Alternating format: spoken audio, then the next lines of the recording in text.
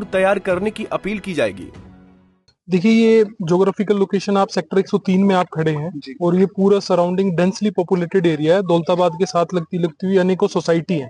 हमारा सामने खेड़की माजरा गांव, धर्मपुर गांव, बाबूपुर, झाजगढ़, और ये पूरा का पूरा इलाका।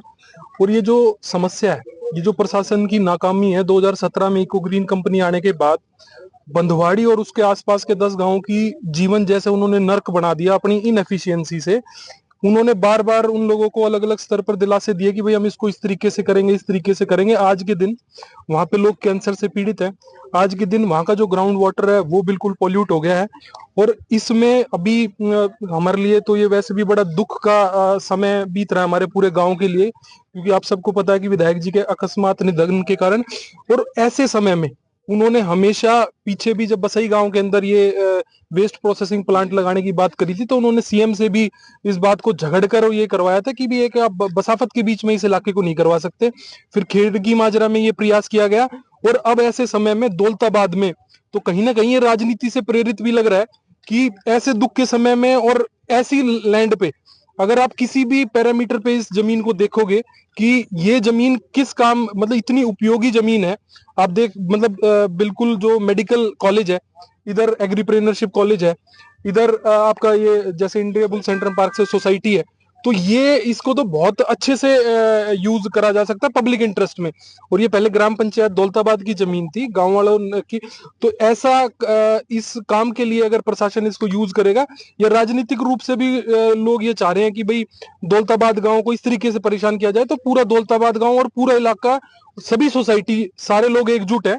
अभी रविवार को मुख्यमंत्री जी आ रहे हैं, तो हमारी भाभी जी कुमुदनी राकेश दौलताबाद, उन्होंने उनसे समय भी लिया है इस बारे में।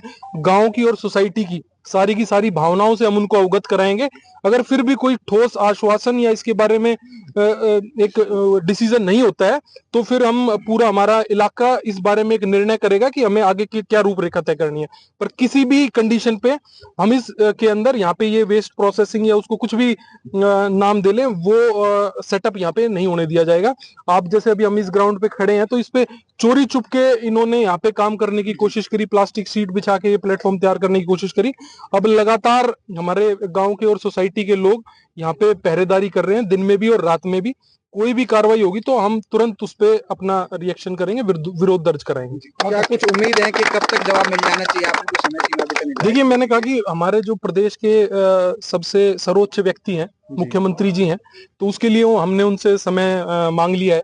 और हम ये पूरे इलाके की जो जन भावनाएं हैं उनके बारे में उनको अवगत कराएंगे कि यहाँ पे किसी भी तरह से वो जस्टिफाई नहीं कर सकते कि यहाँ पे वो प्लांट बनना चाहिए।